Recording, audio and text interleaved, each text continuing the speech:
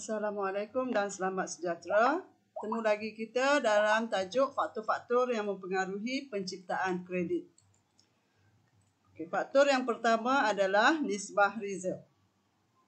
Nisbah reserve sangat penting dalam mempengaruhi saiz pengganda, di mana saiz pengganda bergantung pada nisbah reserve, iaitu apabila nisbah reserve meningkat, maka pengganda wang akan menurun. Sebaliknya, apabila nisbah reserve turun, maka pengganda wang adalah meningkat. Apabila nisbah reserve rendah, pengganda wang tinggi, maka keupayaan bank perdagangan mencipta kredit adalah tinggi. Sebaliknya berlaku, apabila nisbah reserve tinggi, pengganda wang rendah, maka keupayaan bank perdagangan untuk mencipta kredit adalah rendah. Faktor yang kedua adalah kadar bunga atau kadar bunga semalaman atau kadar diskaun. Kadar bunga yang tinggi menyebabkan kos pinjaman meningkat, maka jumlah pinjaman menurun. Oleh itu, keupayaan bank perdagangan untuk mencipta kredit berkurang. Sebaliknya, apabila kadar bunga rendah, maka kos pinjaman adalah rendah, jumlah pinjaman meningkat, maka keupayaan bank perdagangan untuk mencipta kredit turut meningkat. Faktor yang ketiga adalah keperluan penyediaan cagaran.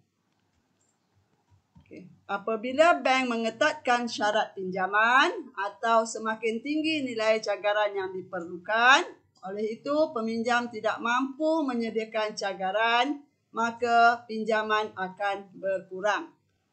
Apabila pinjaman berkurang, maka keupayaan bank perdagangan membuat penciptaan kredit juga turut berkurang. Sebaliknya berlaku.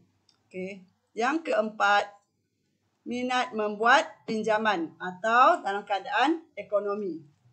Prospek pelaburan pada masa depan mempengaruhi keupayaan bank perdagangan untuk mencipta kredit. Keadaan ekonomi apabila berlaku kemelesetan, maka pelabur kurang yakin tentang prospek ekonomi pada masa depan. Oleh itu, pelabur kurang membuat pinjaman. Kesannya, keupayaan di bank perdagangan untuk mencipta kredit turut berkurang. Baliknya, apabila keadaan ekonomi berlaku pertumbuhan ekonomi yang pesat dan prospek ekonomi masa depan yang positif, maka ini mendorong pelabur membuat pinjaman. Kesannya, keupayaan bank perdagangan untuk mencipta kredit turut meningkat. Yang kelima dan yang terakhir, kebocoran wang tunai. Kebocoran wang tunai berlaku apabila orang ramai mengeluarkan simpanan tunai di bank. Kesannya, reserve di bank perdagangan berkurangan. Maka, keupayaan bank perdagangan untuk mencipta kredit turut berkurang.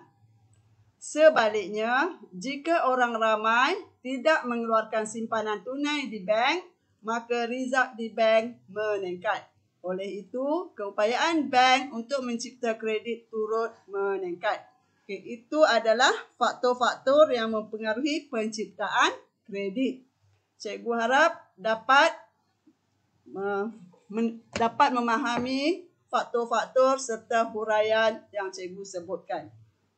Kita jumpa lagi di lain masa. Terima kasih.